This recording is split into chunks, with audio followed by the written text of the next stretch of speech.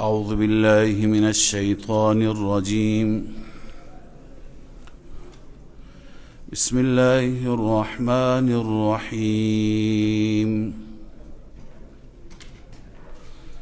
أقم الصلاة لدلوك الشمس إلى غسق الليل وقرآن الفجر إن قرآن الفجر كان مشهودا ومن الليل فتهجد به نافلة لك عسى أن يبعثك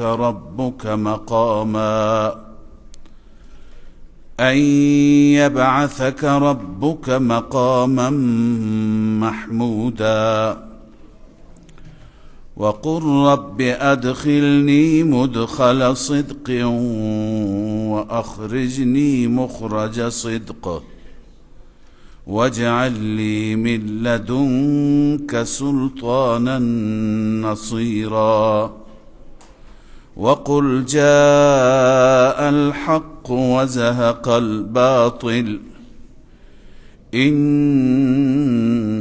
الباطل كان زهوقا. صدق الله العظيم. اللهم صل على محمد وعلى آله وسلم. سبحانك لا علم لنا إلا ما علمتنا.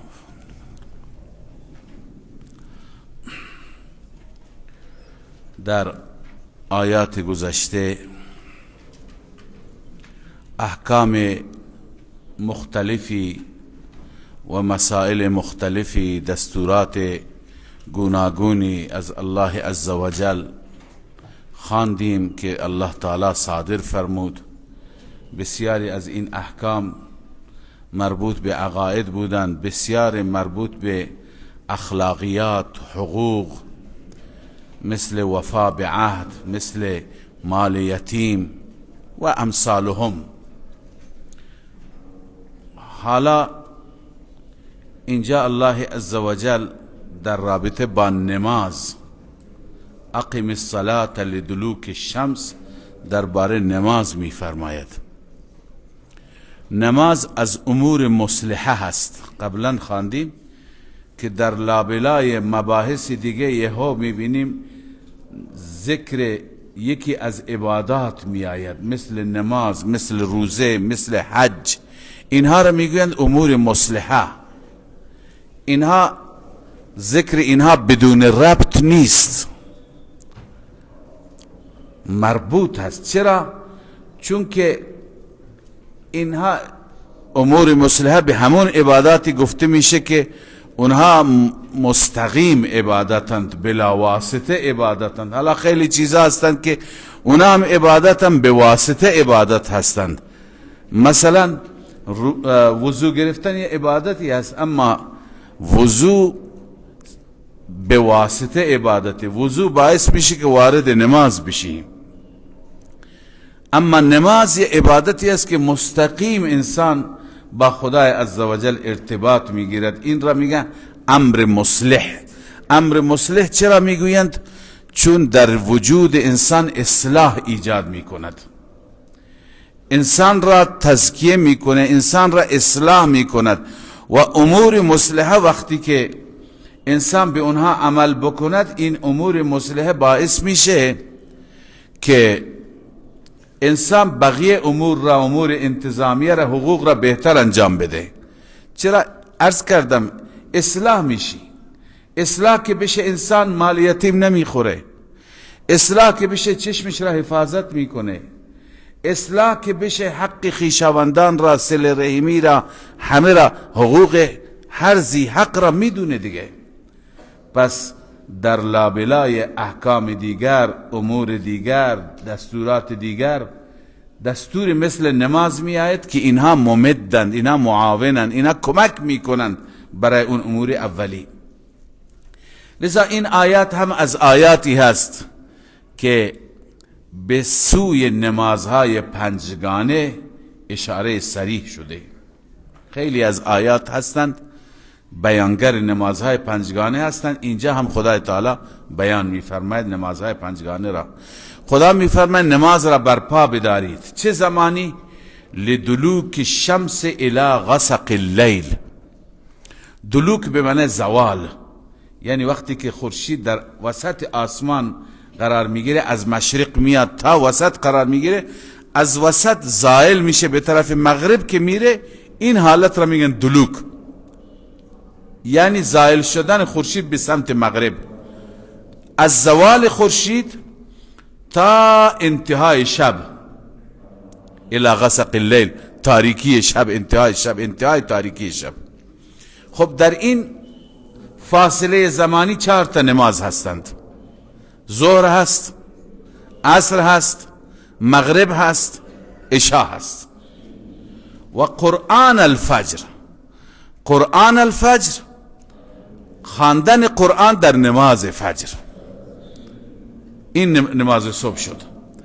حالا بقیه نمازها را صلات گفت، اما مال فجر را قرآن گفت، چون اونجا رکعت کمتر است اما تلاوت بیشتره.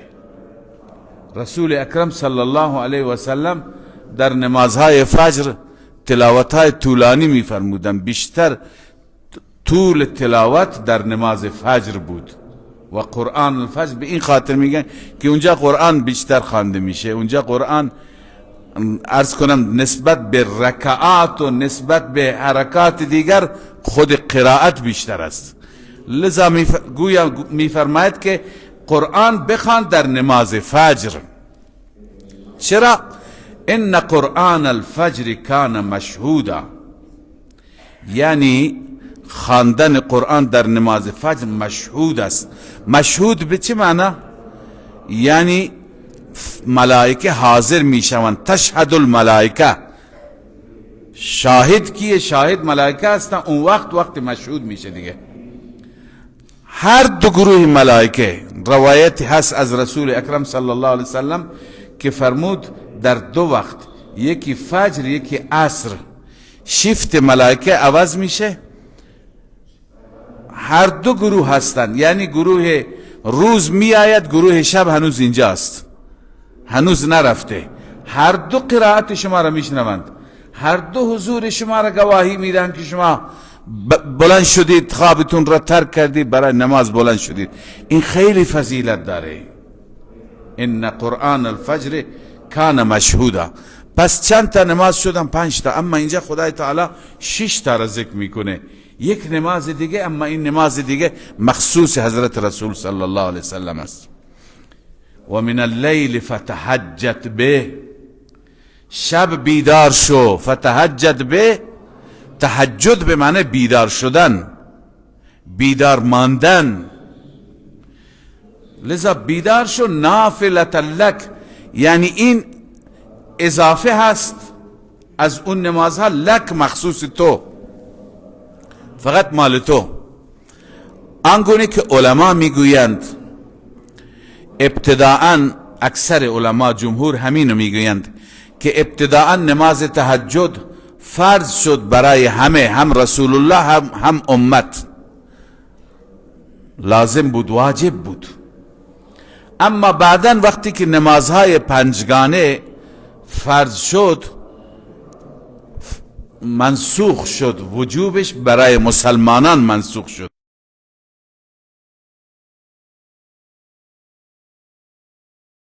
که فتهجد به، تو بیدار شو، نافلة لک، این یک نماز اضافی هست، لک مال تو ہے، مخصوص تو هست. الله عزوجل معلوم میشه که از خواص انتظار بیشتر دارد.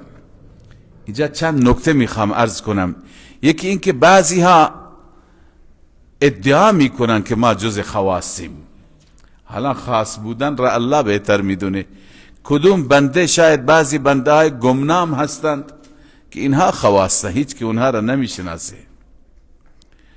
لذا هر کس که از خواص باشه، یعنی رابطه خاصی با الله داشته باشه، الله از او بیشتر توقع عبادت داره. اینطور نیست که بعضی میگن ما اینقدر عبادت کردیم که الان ما بازنشست شدیم، حتی نماز فجر هم نماز فرض نمیخونه. فقط تسبیح را میگرداند. نه، پیغمبر خدا صلی الله علیه و سلم است، سید اولین و آخرین است، امام انبیا هست، سید اولاد آدم هست و بالاترین جایگاه را دارد. زیبا میگه شیخ سعدی بعد از خدا بزرگ توی. قصه مختصر. لذا این جایگاه را دارد کسی که قد غفر الله لك ما تقدم من ذنبك و ما تأخر. خدا تمام گناهان گذشته و آینده را بخشیده. اما بقیه ما 5 وقت نماز میخونیم، ایشون 6 وقت نماز میخونه. بقیه اگه خوابن تو بیدار شو، فتهجد به، یعنی بیداری را انتخاب کن، اختیار کن. نافلة لک، این اضافه بر سازمان برای تو، مخصوص تو هست، باید بیشتر بخوانی. پس هر چی که مقرب خدا بشی عبادت بیشتر میکنی. وقتی که توفیق در عبادت کم میشه معلوم میشه که تقربی در کار نیست، دل خوشه. اما این تقرب انبیا که خب با وحی و با نصوص هست. دوم اینه که الله عزوجل فرمود فتهجد به. من قبلا در سوره مزمل که بحث تهجد بود، اونجا من در رابطه با تهجد مختصرا عرض کردم که تهجد اونطور که ما فکر میکنیم انسان حتما بخوابد و بیدار بشه نیست. تهجد 3 صورت برای تهجد است، هر یکی را شما انجام بدید تهجد. بهترین صورت همینه که حضرت رسول صلی الله علیه وسلم انجام میدادند. اول شب میخوابیدند، بالاخره شب خواب بودند، آخر شب بلند میشدند. یعنی اینطور فرض کنی 1 ساعت بیشتر کمتر مانده به اذان فجر، قبل از اون بلند شو، نماز را بخوان. نماز را که خواندید تمام بشه نماز، بعداً اذان بشه. رسول الله صلی الله علیه وسلم وقتی تهجد را تمام میکرد اذان فجر میشد، یک مقداری میغلطید استراحت میکرد، نه اینکه بخوابه، اذان میشد. یک صورتش اینه، این بیدار شدن است.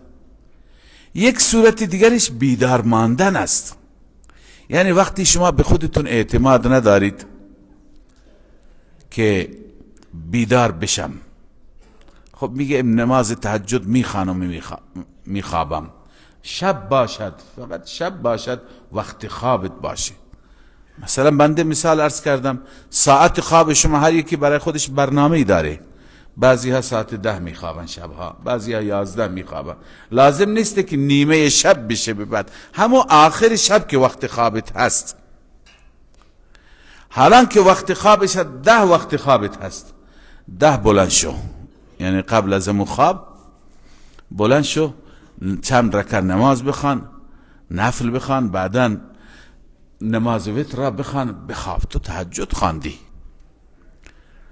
بسیاری از اصحاب صفه که بنده تعبیر میکنم طلبه های اصحاب صفه، طلاب اینا، چرا اینا در صفه جمع شده بودن، با بقیه مردم نمی رفتن کاروبار بکنن، چون که میخواستن علم یاد بگیرن. خدمت رسول الله همیشه علم یاد میگیرن. یکی از اونها ابو هریره رضی الله تعالی عنه است.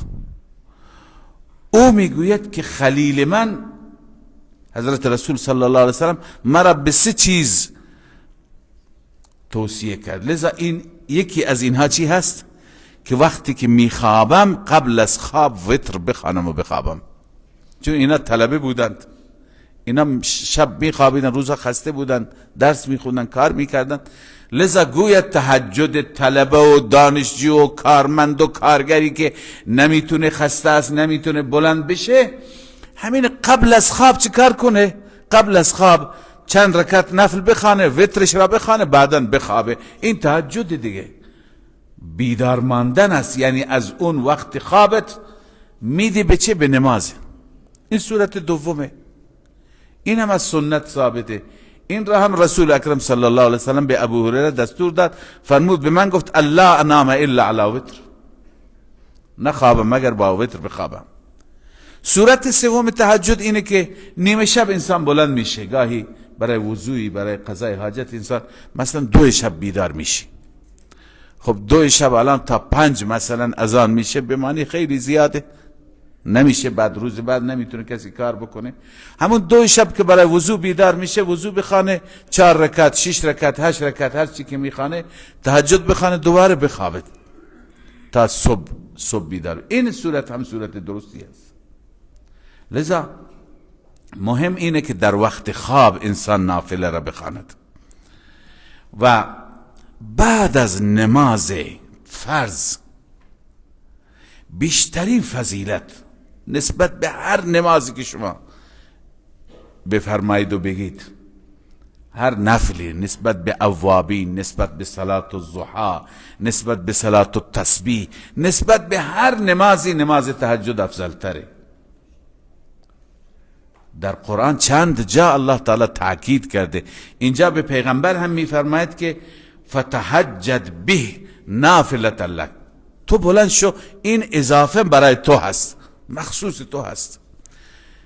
تهجد معلوم میشه که نمازی هست که یک رابطه مخصوص و ویژه انسان با خدا میگیره.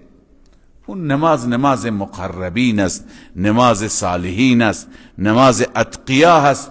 حالا ما ادا در بیاریم، شاید خدا ما را هم جز صالحین قرار بده.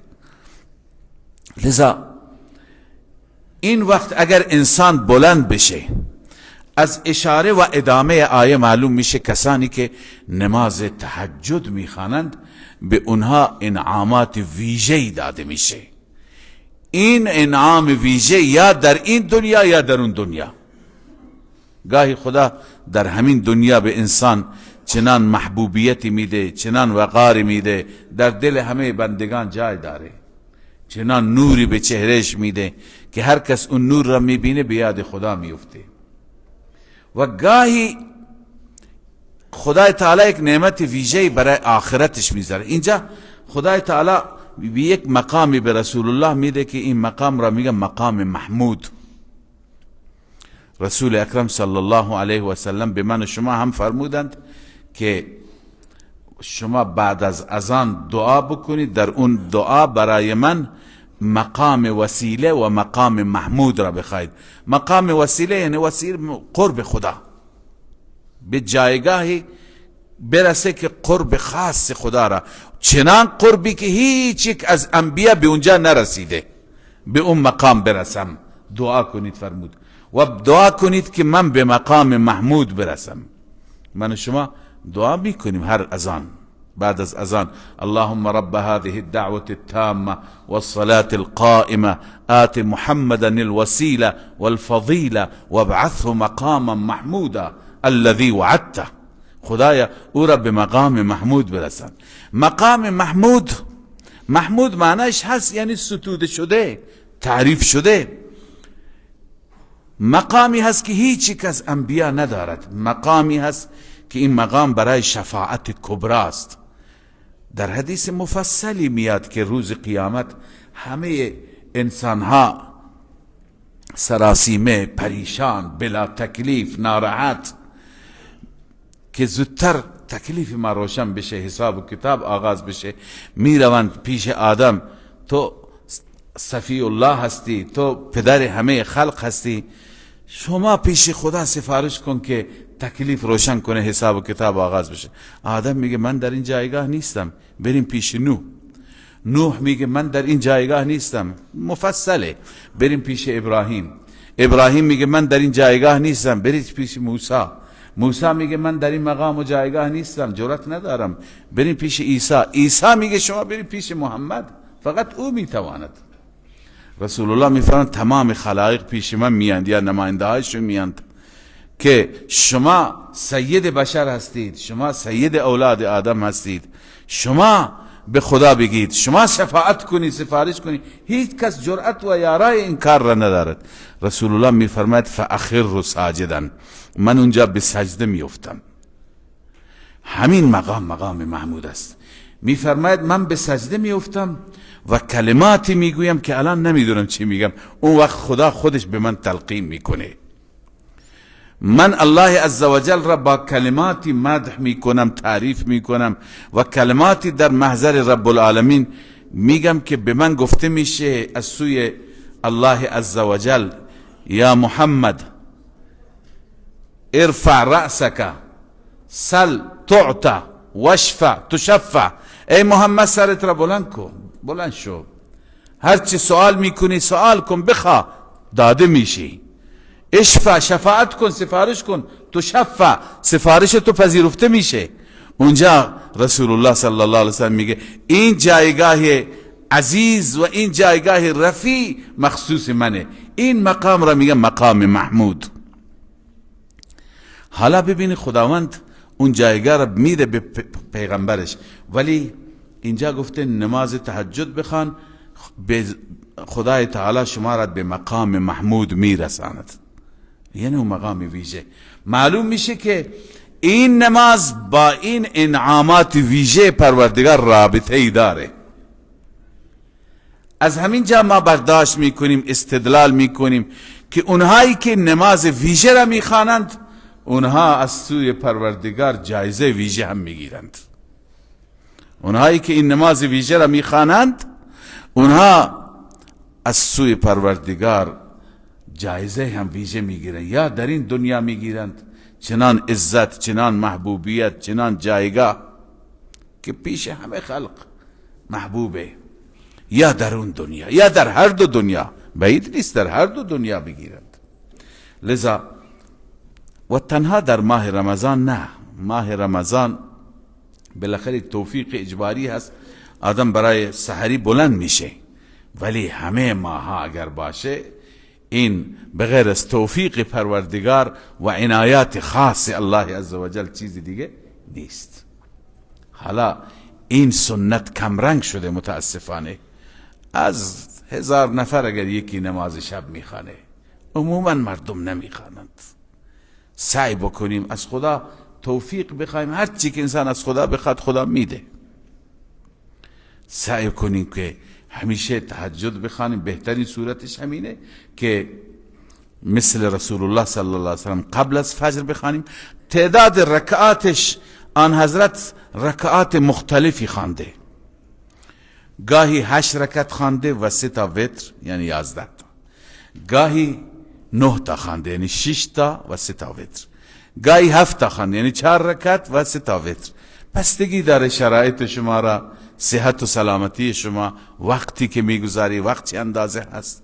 لذا هر صورت بخوانید تهجد درست هست و مهم اینه که بخوانیم الله تعالی توفیق بده. لذا الله می فرماید و من اللیل فتهجد به، از شب بخشی از شب بیدار شو، به یعنی بالقرآن، در اون بهترین وقت قرآن، بالخصوص کسانی که بخشی از قرآن حفظند، بهترین جایی که قرآن خونده بشه اونجاست، همین نماز تهجده.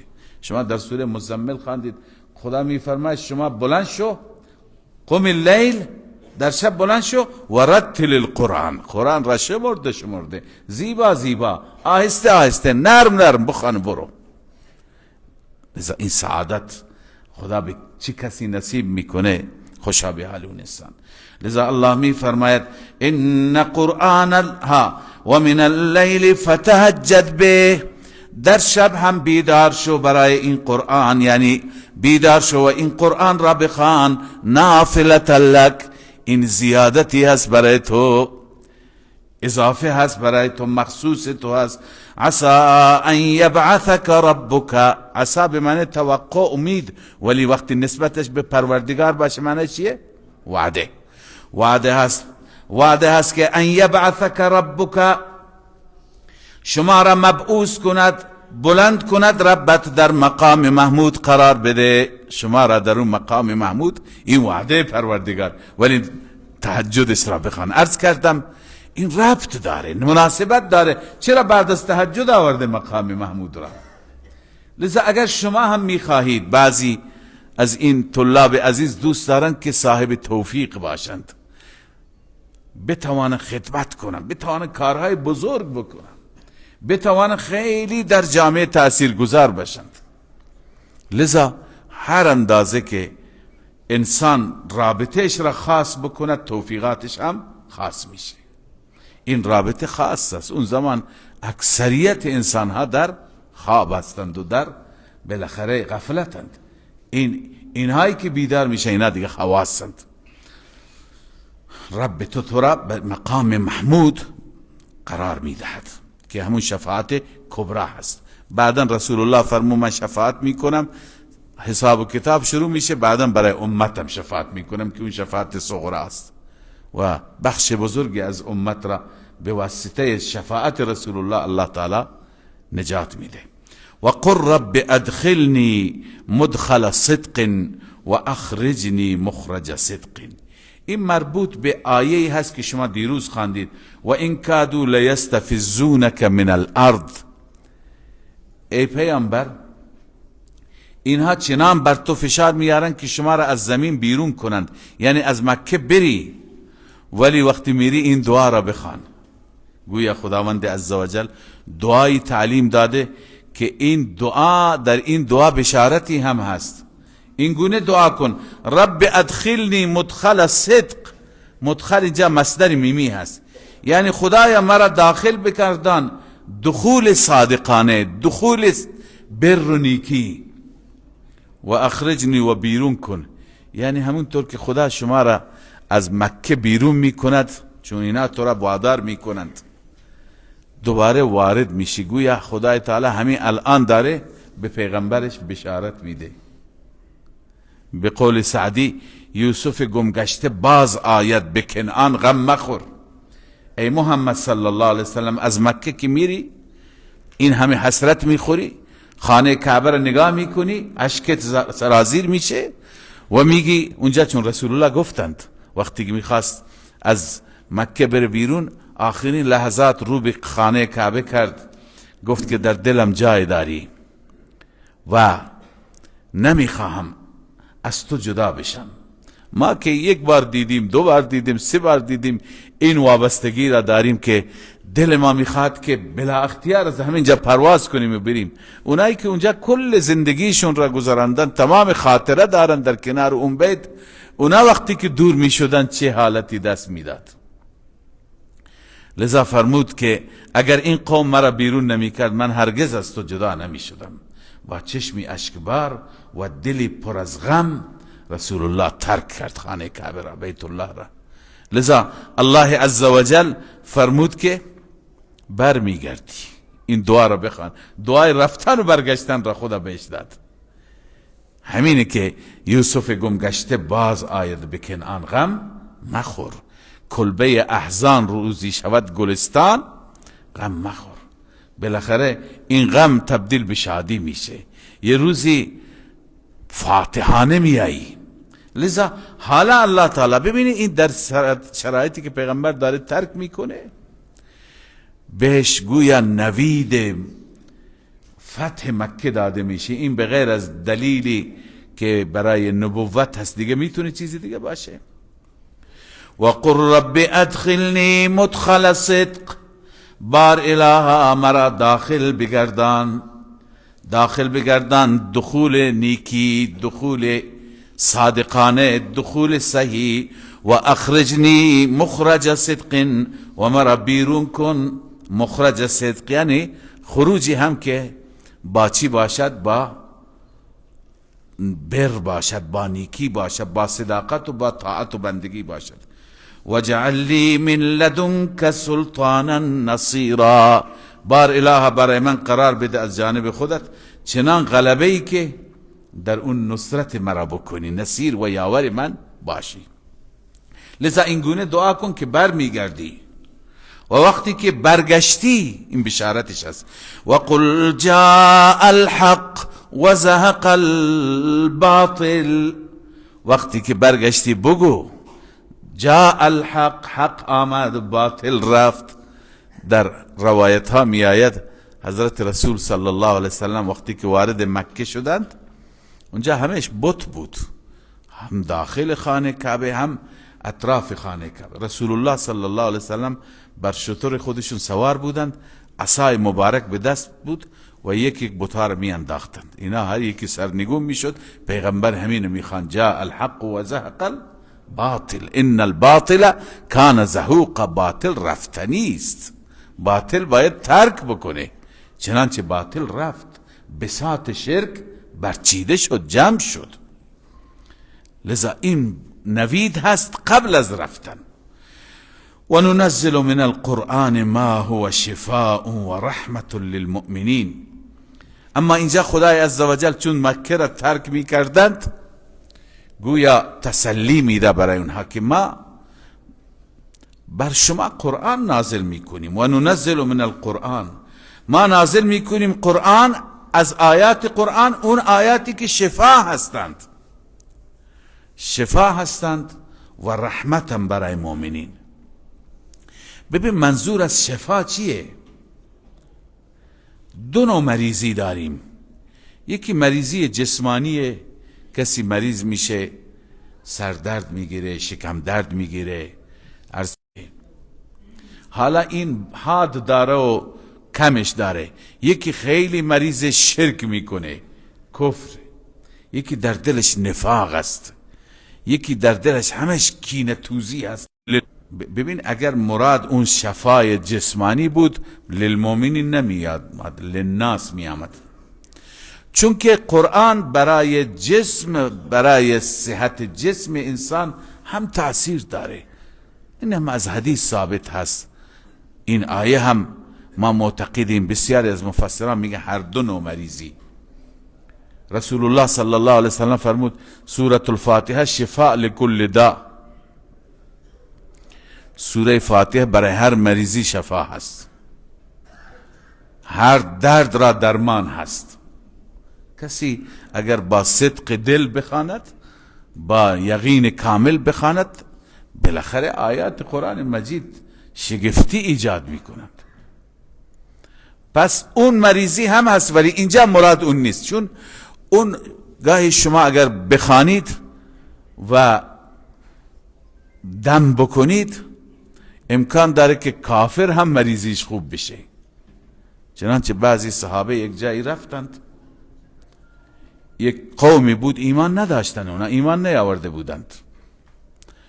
سردار اونها را یک عقربی گژدمی گزید، نیش زد. بعد گفتند که از شما کسی نیست درمانی بلد باشد؟ یه صحابی گفت که من بلدم. همه تعجب کردن این چی بلد؟ این از رسول الله شنیده بود که سوره فاتحه شفا هست برای هر مریضی. این آمد سوره فاتحه را خواند و لعابش را، آب دهنش را اونجا بالاخره مالش داد، فوراً دردش را خدا انداخت، فوراً خوب شد. چند تا گوسفند بهش داد از بس که تحت تاثیر قرار گرفت. بقیه گفتم ما از این گوسفندان استفاده نمی کنیم، این درست نیست. وقتی خدمت آن حضرت صلی الله علیه وسلم آمد، حالا انسان درست نیست خودش مطالبه بکنه، ولی آمد آن حضرت گفت اشکالی نداره، تو چی خواندی؟ گفتی یا رسول الله من سوره فاتحه خواندم. آن حضرت فرمود بله، سوره فاتحه برای هر مریضی درمان هست. پس آیات قرآن مجید شفای جسمانی هم هستند، اما نه اینکه بعضی ها مغازه دکانی باز کردند به وسیله آیات، تبلیغات دارند. حتی عرض کنم که تبلیغات چاپ میکنند تو فضای مجازی، کارت ها را ما میبینیم در جیب مردم و آدرس مولا صاحب هست، تلفنش هست، مینویسه، طوری مینویسه که اصلا داره معجزه میکنه برای هر درد، برای هر مشکل، برای هر سحر، برای هر جادو. و بعد هم نرخ تعیین میکنند. الان خیلی هم از ویزیت این دکترها بالاتر. بعضی ها در گذشته یه روایتی درست کرده بودن، میگفتن چنین گفت جبرائیل با مصطفی که تعویذ بی پول را نباشد دوا. تا وقتی که پول ندی دوا و درمانی هم نیست. لذا این غلطه، این درست نیست. این مغازه درست کردن منبع درآمد. خیلی از علما باز میگن مصداق اون آیه میشه که ولا تشتروا بآیات الله ثمنا قلیلا، در مقابل آیات الهی پول اندک نگیرید. لذا این نکته رو میخوام عرض کنم که منظور از شفا، قرآن برای هر دو نوع مریضی ها شفا هست، چه مریضی جسمی باشد چه مریضی روحی، ولی اینجا مراد مریضی روحی هست، اینجا جسمی نیست. چرا؟ چون که عرض کردم اینجاست و رحمت للمؤمنین، شفا برای مؤمن است، رحمت برای مؤمن است. اون شفای جسمانی برای کافر هم هست. کافری اگر مار گزیده باشه، عقرب گزیده باشه، شما بخوانید امید است اون خوب بشه، چنانچه شد. ولی کافر وقتی که به کفر بماند هیچ وقت از مریضی کفر خوب نمیشه. پس با این مؤمن است که از این نوع شفای معنوی استفاده می کند. ولا یزید الظالمین الا خساره، اما ظالمین در ظالمین نمی افزاید مگر خساره را. کسانی که ظلم می کنند به ضرر اونهاست. به همین دلیل بسیاری از شیاطین بالخصوص اون شیاطینی که ظلم می کنند بر انسانها را اذیت می کنند، بعضی از جنات اگر شما بخوانید اونها آتش میگیرند، اونها خساره میبینند، اونها تحمل نمی کنند. به همین دلیل ما میگیم همیشه تو خونه ها قرآن خونده بشه، شیاطین بساط خودشون را جمع میکنند از اون خانه ای که در اون خانه همیشه قرآن زمزمه میشه، قرآن خوانده میشه، بساطش را جمع میکنه میره. ولا یزید الظالمین الا خساره. و اذا انعمنا علی الانسان اعرض و نأى بجانبه و اذا مسه الشر کان یئوسا. الله عزوجل اینجا سرزنش میفرماید، عتاب میفرماید انسان ناسپاس را. منظور از این انسان مشرک است، الف لام عهدی است، از سیاق معلوم میشه. الله تعالی میفرماید انسان چقدر ناسپاس است که وقت مشکل ما را فریاد میزند، با ما رابطه میگیرد، اما وقتی که خدا بهش نعمتی میده، خدا بهش خوشحالی میده، سروری میده، مریضیش دور میشه، ورشکستگی مالیش دور میشه، مصیبتش برطرف میشه، حالا دوباره ما را فراموش میکنه، پشت میده به ما. و وقتی که مصیبت میاد دوباره مایوس میشه، ناامید میشه. شیخ ما میفرماید مایوس میشه از بت‌ها، دوباره پیش خدا میاد. لذا الله میفرماید و اذا انعمنا علی الانسان اعرض، هرگاه ما انعام میکنیم، احسان میکنیم بر انسان، اعرض رویگردانی میکند، پشت میدهد. وقتی که همه چیز داره، مشکل نداره، پشت میده. و نأى بجانبه، جانب یعنی کناره بدن، یه طرف، یه پهلو، بر میگرداند یعنی تباعد عن ذکر الله، از ذکر خدا، از عبادت فاصله میگیره، دور میشه. و اذا مسه الشر کان یئوسا، هرگاه به اون شر میرسه، مصیبت میرسه، غمی میرسه، اون وقت از بت‌ها ناامید میشه، دوباره پیش خدا. چقدر این انسان پر روح است.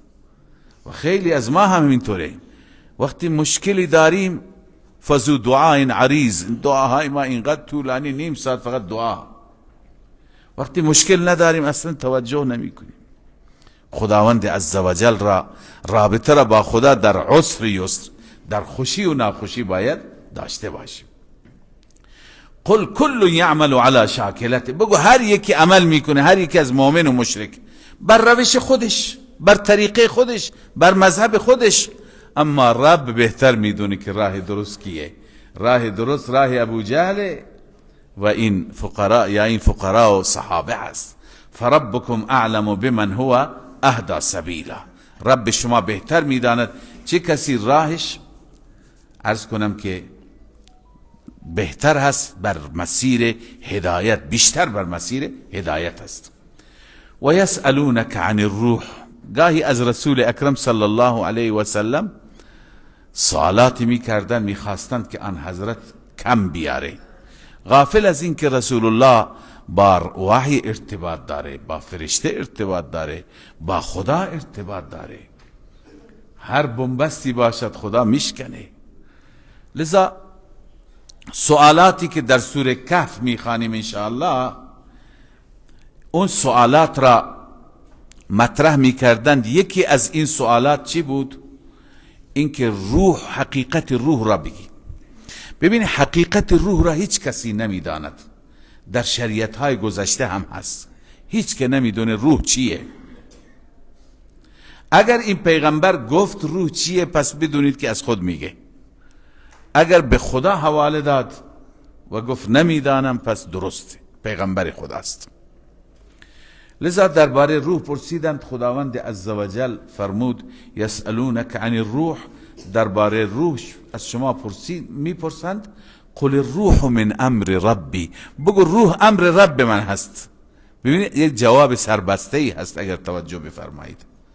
امر رب هست، فرمان بیده رب روح را که روح بیاد یا بره، میره میاد. اما حقیقتش از چیه؟ مثلا الان میگیم که این انسان حقیقتش، جنسش از چیه؟ میگه از خاکه، بعد ثابت میکنن چطور از خاکه. اما روح حقیقتش چیه؟ فقط روح از امر رب هست. معلوم میشه، از اینجا معلوم شد که پیغمبر خداست. بعضی حتی میگویند که مشرکین سوال کردن، یهودی ها بهش گفتن، بعضی میگن خود یهود هم در مدینه سوال کردن، دوباره رسول الله این آیه را خواندند یا دوباره این آیه نازل شده، چون بعضی این آیه را مدنی هم گفتند. علی ای حال حقیقت روح را حضرت ابو هریره میگه مضى النبی صلی الله علیه وسلم و ما یعلم الروح، رسول الله از این دنیا تشریف بردن، خودشون نمیدونستن روح چیه. روح را بغیر از خدا هیچ که نمیدونه.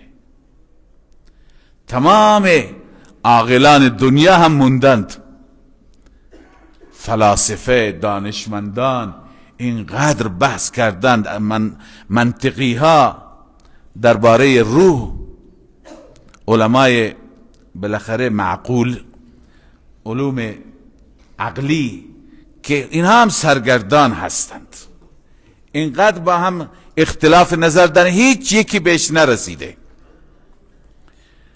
و شاید در روز قیامت ما بدونیم، در این دنیا ممکن نیست، در روز قیامت بدونیم روح چی بود. بسیاری چیزها را الله تعالی مبهم گذاشته. یکی از دلائل و حکمتهای شاید اینه که خدا نشان بده که همه علم برای خدا است، برای مخلوق نیست. همه علم فقط برای خدا، مال خدا است.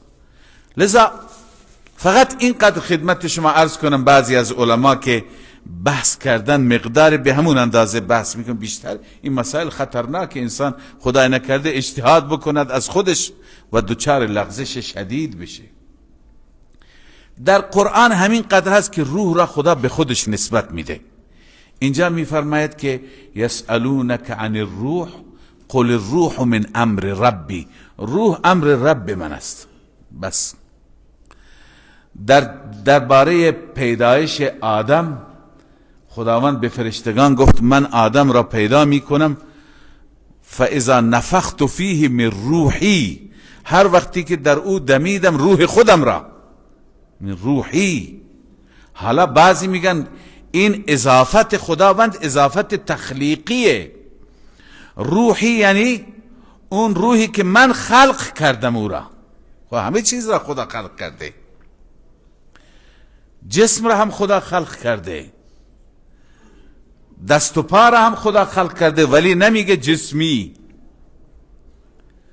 جسد من، جسم من، یعنی من او را خلق کردم، به این معنی، به این صورت نمیگه. اونجا درباره روح میگه که فاذا نفخت فیه من روحی.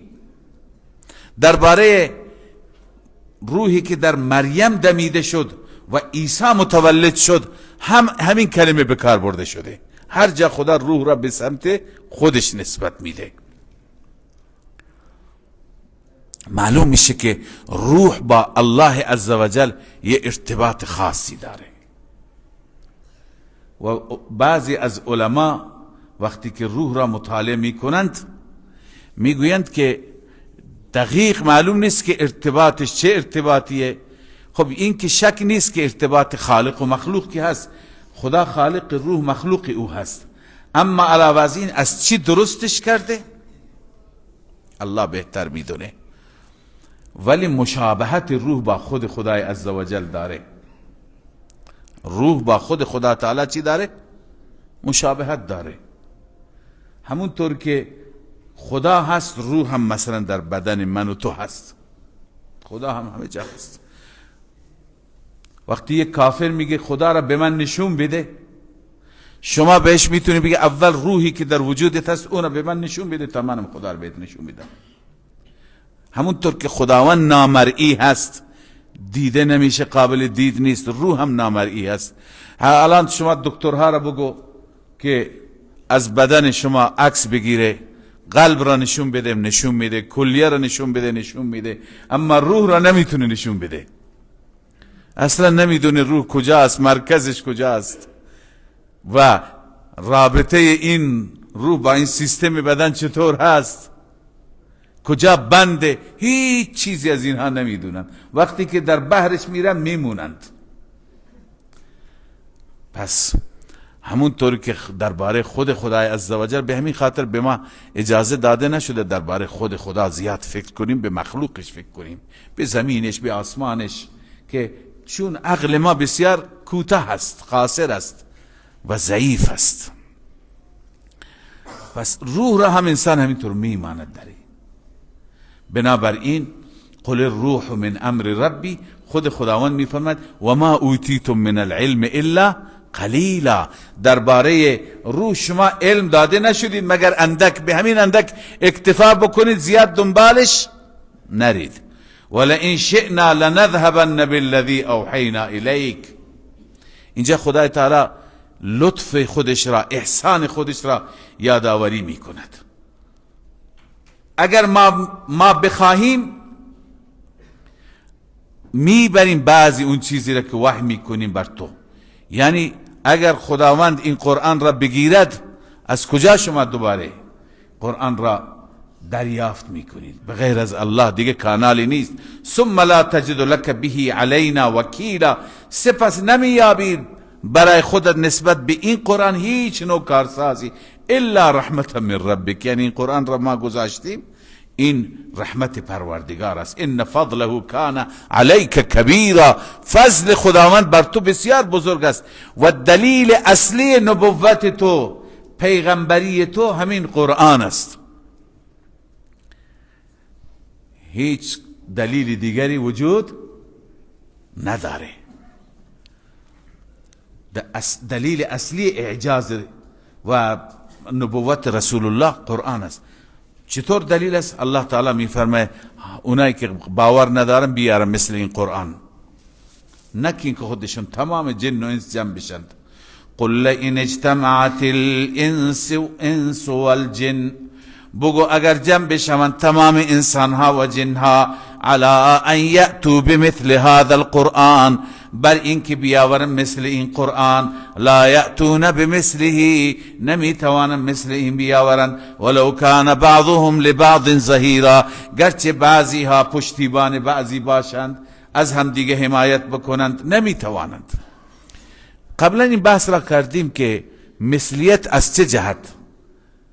تنها از نظر فصاحت و بلاغت نه. مثل قرآن فصیح و بلیغ نمیتونن بیارند. مثل قرآن که موعظه هایش بلیغ باشه، تأثیر گذار باشه. مثل قرآن اخبار دقیق از گذشتگان. مثل قرآن پیشگویی درباره آینده. مثل قرآن حدودش، حقوقش، قوانینش، ضوابطش، تمام مباحثش نمیتوانن بیارند. و ما گاهی احساس میکنیم خدای عزوجل خیلی از نکات است ما تازه بهش میرسیم. چه کتاب پرمغز و پرجامعی الله تعالی نازل فرموده. لذا و کم هم تلاش نکرده. من قبلا خدمت شما گفتم در طول تاریخ یهود، مسیحیان تلاش کردند که مثل قرآن درست کنند. حتی بعضی از دانشمندان و علماء خودشون را اجاره کردند. بعضی را گفتند تا 1 سال شما بشینید کل هزینه زندگیتون به ما شما بیارید مثل قرآن. درباره یکی میآید تا 6 هزینه 1 سال را گفت من بدید، من مثل قرآن درست میکنم. لذا برایش همه ادوات را آماده کردند، قلم و کاغذ و نمیدونم نی و مرکب و غیره. او اینجا بود و مردم هزینه هایش را میدادند، میخواستند در مقابل قرآن بیارند. بعد از 6 ماه وقتی که رفتند ببینن که کار به کجا رسیده، 50% باید پیشرفت کرده باشد، دیدن این اتاق پر از مچاله کاغذ است که این هی می نوشته، بعدا مطمئن نشده دوباره می انداخته، هی می نوشته دوباره می انداخته. تاشیش گفت هر کاری میکنم نمیشه، از هر جهت مثل قرآن. الان بعضیا به گمان خودشون درست کردن. من خدمت شما عرض کردم مسیلمه کذاب، کسی که ادعای پیغمبری کرد، او گفت که من مثل قرآن درست کردم، موفق شدم. همون اطرافیان خودش، کسانی که به نبوتش ایمان داشتن، اونا میخواستن بدون چیزی خوند، اونا گفت که زشت، اینم مطرح نکن، کم میاریم. اونم از قرآن تقلید کرده بود، درباره فیل آیاتی درست کرده بود. الفیل و ملفیل و ما ادراک ملفیل له ذنب و بیل و خرطوم طویل. لذا دم کوچکی داره، خرطوم بزرگ. این خنده آوری، این بالاخره جوکه. قرآن چه مطالبی میگه که موی بدن بلند میشه، تو داری یک چیزی میگه که بالاخره جوک هست. لذا از هر جهت هم به فصاحت و بلاغت قرآن برسه، هم به همون تاثیرگذاری قرآن برسه. چه مواعظ بلیغی، چه اخبار دقیقی، حتی درباره زمان سیدنا نوح که چندین هزار سال گذشته، نوح چی گفت، قوم چی گفت، دقیق مکالماتشون را میاره. برادران یوسف چی مشوره کردن اونجایی که با هم تنها بودند، کسانی که درباره مریم بودند مشوره کردند، چی گفتند، آخر قراندازی کرد. اینا را پیغمبر از کجا میدونه؟ اینا را الله گفته. لذا اینقدر دقیق باشه. بیاورید لئن اجتمعت الانس والجن على ان یأتوا بمثل هذا القرآن لا یأتون بمثله. نمیآورن ولو کان بعضهم لبعض ظهیرا، گرچه از همدیگه حمایت کنند، حمایت مالی، حمایت علمی، نمیتوانند. ولقد صرفنا للناس في هذا القرآن من كل مثل. حالا الله میفرماید ما در این مثال هر بحثی را آوردیم. ولقد صرفنا، بار بار تکرار کردیم در این قرآن. من کل مثل یعنی هر مضمون عمده، هر مضمونی که هر مضمون دنیا مراد نیست. خیلی چیزا تو دنیاست به درد ما نمیخوره.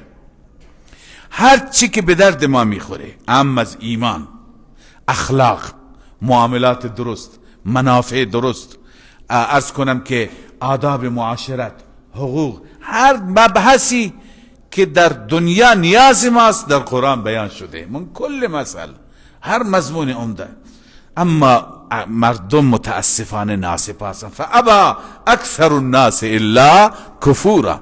اکثر مردم انکار کردن مگر ناسپاسی کردن. حالا خدای عزوجل بعضی از مطالبات، واقعا مطالبات بیجا بود. اون مشرکین میگفتن اگر این خواسته های ما را شما عملی کنید، برآورده بکنید، ما ایمان میآوریم. چه خواسته هایی داشتند؟ مثلا میگفتند که شما در همین زمین مکه یک چشمه از زمین بیرون بیار، چشمه که فواره بزنه. خب مکه زمینهایش بی آب بودند. گفت چشمه که فواره بزنه، بعدا ما میدونیم تو پیغمبر هستی. یا در همین مکه که جای خشکی هست، یک باغی برای خودت درست کن، یا یک کاخی از طلا و نقره برای خودت درست کن. چون که خودشون ذهنشون مادی بود، همه مطالبات ببینید در راستای مادیت هست. چند مطالبه هستند؟ تقریبا 7 مطالبه در کل که ما قبلا خواندیم، اینجا بعضیشون را میخوانیم. وقالوا لن نؤمن لك، آنها گفتن ما هرگز به تو ایمان نمی آوریم، حتی تفجر لنا من الارض ینبوعا، حتی که جاری بکنی برای ما از زمین، ینبوعا یعنی چشمه فوار زنی. ینبوع میگه اون چشمه که آب زیاد بیرون میزنه، فواره باشه، چنان چشمه برای ما بیار. او تکون، معجزه دوم، خواسته دوم، او تکون لک جنت من نخیل و عنب، یا در همین مکه برای تو باغی باشد، یک شب چنین باغی درست کن که فتفجر الانهار خلالها تفجیرا، جاری کنی نهرها را در وسط اون جاری کردنی. این دو. اگر این نمیتوانی، او تسقط السماء کما زعمت علینا کسفا، یا بینداز، فرود بیاور آسمان را همان گونه که فکر میکنی، چون رسول الله گفت آسمان بترسید که یک تکه از آسمان نیفتد، در آیه قرآن است. گفت همونطور که میگه یک تکه از آسمان بیار، کسفا، یک تکه که ما ببینیم بیفته آسمان، یه جای سوراخ بشه. او تأتی بالله، یا معجزه چهارم، خواسته چهارم، خود خدا را بیار که ما ببینیم. او تأتی بالله، علیاذ بالله، خدا را بیار. پنجم، والملائکة قبیلا، یا ملائکه را روبرو بیار، ما ببینیم نه ملائکه هستند، تا که ما باور کنیم تو پیغمبر خدا هستی. ششم، او یکون لک بیت من زخرف، یا اینکه برای تو خانه باشد، کاخی باشد. زخرف شما قبلا خانه طلا را میگم، منظور اینجا خانه منقش، زیبا، رنگ برنگ. و هفتم، او ترقا فی السماء، یا آسمان برو بالا، یعنی بپر، برو بالا، ما ببینیم پرواز کردی، داری میری به طرف آسمان. اما نه اینکه فقط بری شاید علیاذ بالله جادو بکنی، از اون طرف برگرد، برای ما نامه بیار. ولن نؤمن لرقیک، یعنی این صعود تو را، این پرواز تو را ما بهش ایمان نمی آوریم حتی تنزل علینا کتابا نقرأ، که بر ما کتاب بیاری، نامه بیاری که ما بخوانیم، نامه به نام باشد، جناب آقای ابوجهل شما ایمان بیار، آقای فلان، عتبه، شیبه، به نام تک تک ما نامه بیار، برو به آسمان ما ببینیم با چشمان خودت، از اون طرف نامه ها را بردار و بیار. کتاب من الله الى کل رجل منا، نامه بیار برای هر یکی جداگانه، مثل همین دعوتنامه های عروسی هستند، مثل اینها برای ما نامه بیار. چقدر اینا مغرور بودند و چقدر دلخوش. الله تعالی در جای دیگه چی میفرماید؟ بل یرید کل امرئ منهم ان یؤتى صحفا منشره، هر یکی از اینها میخواد یک نامه باز شده برای خودش فرستاده بشه. قل سبحان ربی، اینجا خداوند به پیغمبر میگه تو بگو در جواب همه اینها رب من پاک است. هل کنت الا بشر الرسول، نیستم من مگر بشر و رسول خدا. یعنی چی؟ حالا چه مناسبتی با جواب داره؟ خیلی مناسبت داره. منظور اینه که این چیزها، خواسته هایی که شما از من میخواهید، این خواسته ها را خدایی میتواند برآورده بکند. من خدا نیستم، من رسول خدا هستم، مرا با خدا عوضی گرفتید. متوجه هستید؟ پیغمبران، من قبلا خدمت شما تأکیداً عرض کردم، پیغمبران قدرت خدایی ندارند. پیغمبران از اون بندگان خدا هستند که گاهی اظهار عجز میکنن پیش خدا. همین صبح شما در سوره انبیاء نخواندید که پیغمبر خدا حضرت ایوب مریض شد، گفت رب انی مسنی الضر و انت ارحم الراحمین، خدای من مریض شدم، این مصیبت بر من آمده، هیچ امیدی ندارم، انت ارحم الراحمین، ارحم الراحمین تویی. خدای عزوجل عجیبه که در قرآن بسیاری از پیغمبران، بالخصوص همین سوره انبیاء که صبح خواندید، مشکلات انبیاء ذکر شده. یکی فرزند نداره، مثل ابراهیم پیغمبر معمولی نیست، رب هب لی من الصالحین، خدایا به من فرزند صالحی بده. بعد از اینکه پیر میشه خدا بهش میده. زکریا رب لا تذرنی فردا و انت خیر الوارثین، خدایا مرا تنها نگذار، گرچه خیر الوارثین تو هستی، ولی یه وارثی باشه که بعد از من یرثنی و یرث من آل یعقوب، یک فرزندی به من بده. یعنی خدا داره نشون میده که انبیا محتاج منند. یکی فرزند نداره، یکی مشکل مریضی داره، یکی از دشمن میترسه، دشمن بر او فشار آورده، مثل نوح علیه السلام میگه رب انی مغلوب فانتصر، خدایا من مغلوبم، اینا بر من فشار آوردن، تو خودت انتقام بگیر. بس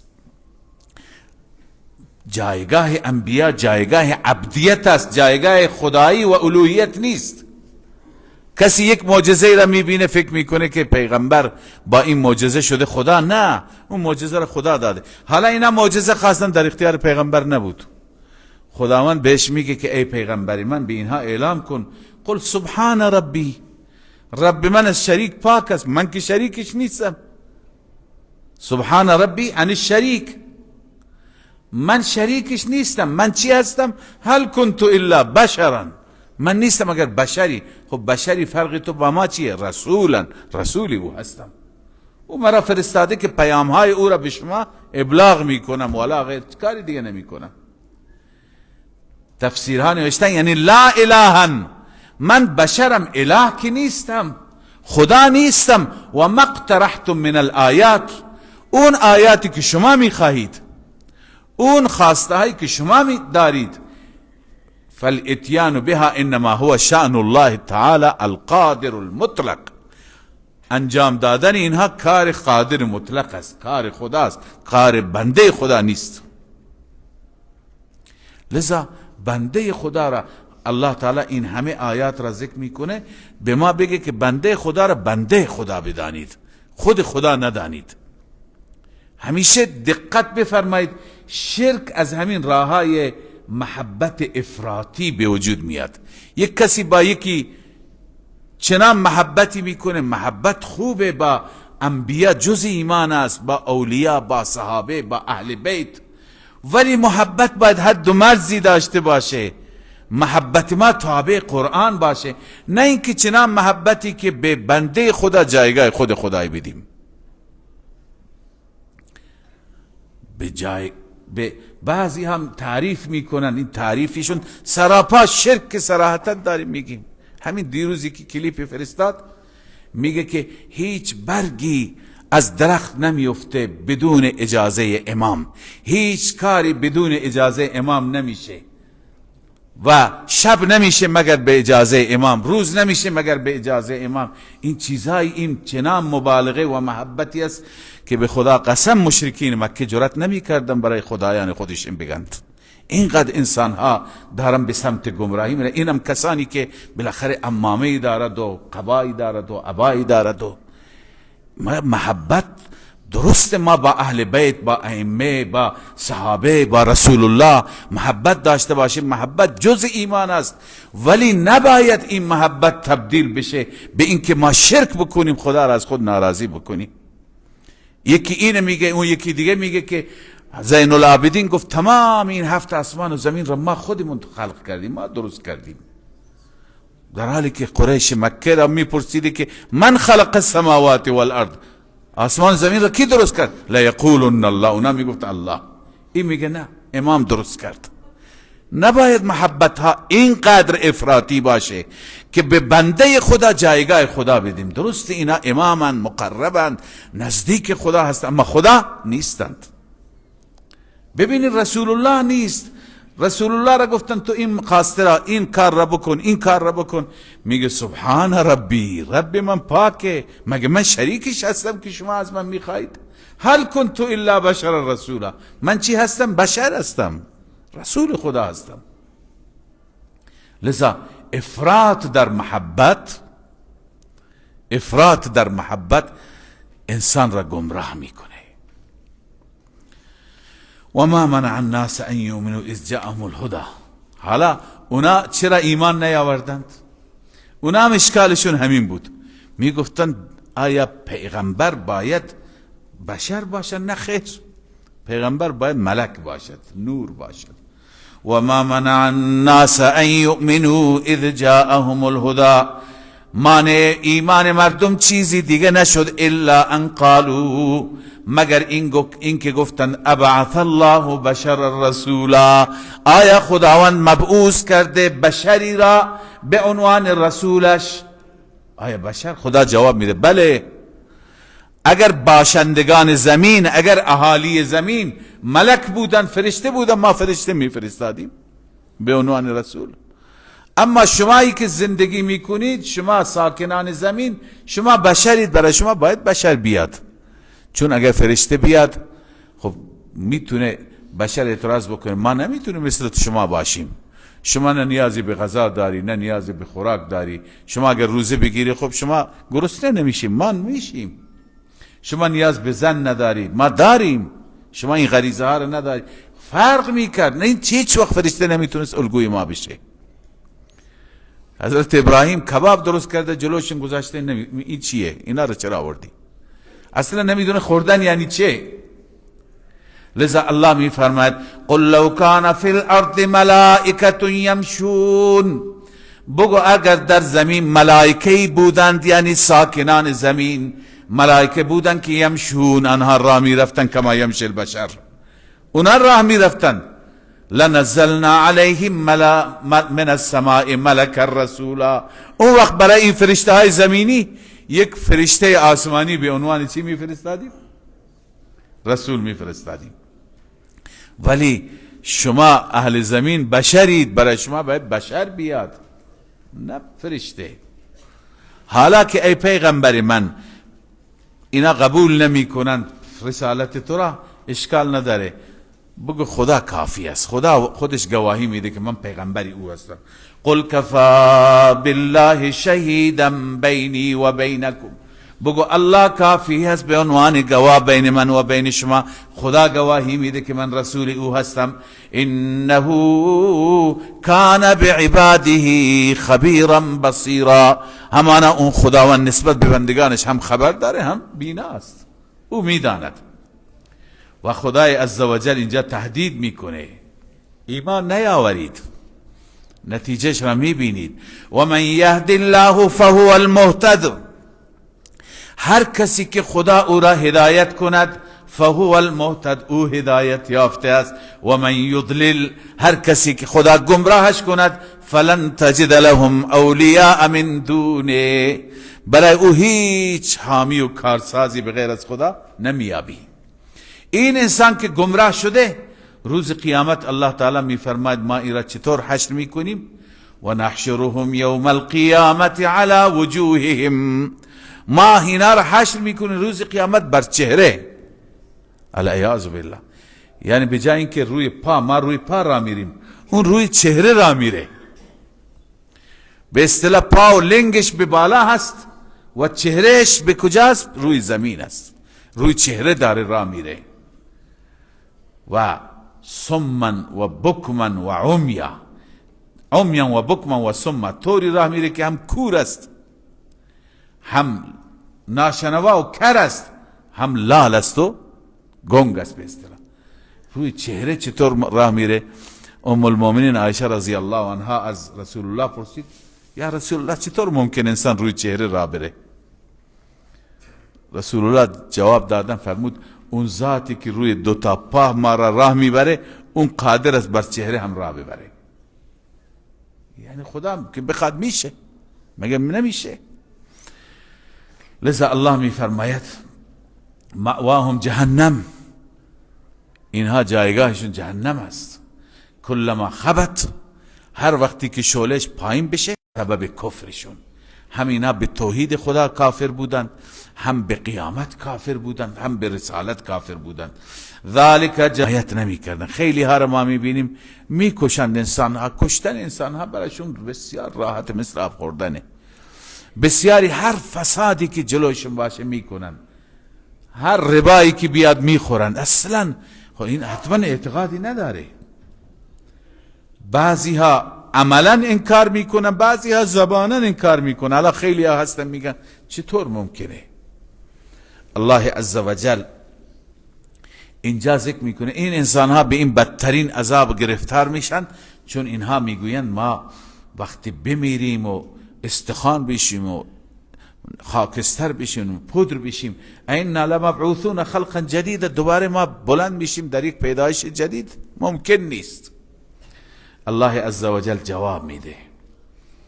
ما دلائل اثبات قیامت را زیاد خواندیم، یکی از دلائل خدای تعالی قدرت خودش را میگه. خب اگر کار ما بود، ما انسان ها دوباره بخوایم درست بکنیم، خب ابتدا هم ما درست نکردیم، دوباره هم ما نمیتونیم. وقتی که به قدرت خودمون قیاس میکنیم، خب میگیم نه، امکان نداره انسان دوباره زنده بشه.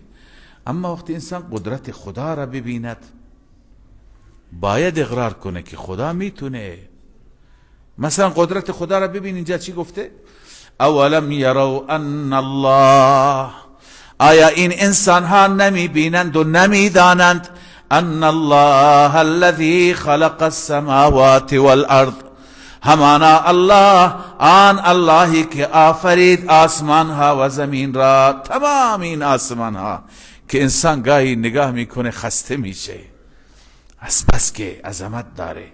این آسمان ها و زمین را اون ذاتی که آفرید قادرون، اون قادر است علی ان یخلق مثلهم، که مثل اینها رو دوباره خلق کند، مثل این انسان ها را. وجعل لهم اجلا لا ریب فی، الله برای این انسان ها مدتی تعیین کرده که شکی در اون نیست. شک نکنید اون مدت بیاد انسان دوباره زنده میشه. اما فابى الظالمون الا کفورا، ظالمان و مشرکان انکار میکنند مگر کفر میکنند، اونها ناسپاسی میکنند. حالا الله تعالی میفرماید یکی دیگر از دلایل، این تمام شد، بحث قیامت تمام شد. یکی از دیگر از دلایل توحید خدای عزوجل و اینکه خدای تعالی واقعا معبود هست، اینه که به بندگان خودش چه رزقی داده، چه نعمتهای فراوانی داده. ببینید ما نگاه میکنیم گاهی همین رزق و روزی که بندگان مصرف میکنند روزانه، اصلا کار کامپیوتر نیست حساب بکنه. شما حساب بکنید روزانه چقدر گوشت مصرف میشه، تمام این کره زمین، چقدر برنج مصرف میشه، چقدر نان و گندم مصرف میشه، چقدر خوراکی. این از کجا؟ الله میگه منم میدم. و خدای عزوجل میفرماید ببینید شما به خود قیاس کنید، اگر به دست شما بود خزانه ها، همه از گرسنگی میمردند. چون انسان قطور از خدا میفرماید. قطور یعنی چه؟ یعنی دلش کوچیکه، دلش تنگه. انسان فکر میکنه اگه خرج بکنم بعد تمام شد چیکار کنم. به همین خاطر ما اصلا همون چیز کمی که در اختیار خود ما هست نگاه کنیم، بیشتر خرج میکنیم، بیشتر پسنداز میکنیم، بیشتر پسنداز میکنند. لذا الله عزوجل میفرماید این منم که اینقدر میریزم بر بندگان و میدهم بدون حساب و کتاب. این یکی از دلایل اینه که این معبود ماست، خالق ماست. الله میفرماید قل لو انتم تملكون خزائن رحمت ربی، بگو اگر شما مالک بودید، شما کلیددار بودید، شما انباردار بودید، شما مالک خزانه های رب بودید، من المطر والرزق، باران و رزق همه دست شما بود، اذا لامسکتم، در این هنگام شما دست نگه می داشتید، هیچ خرج نمی کردید، همه بعد از گرسنگی می مرد.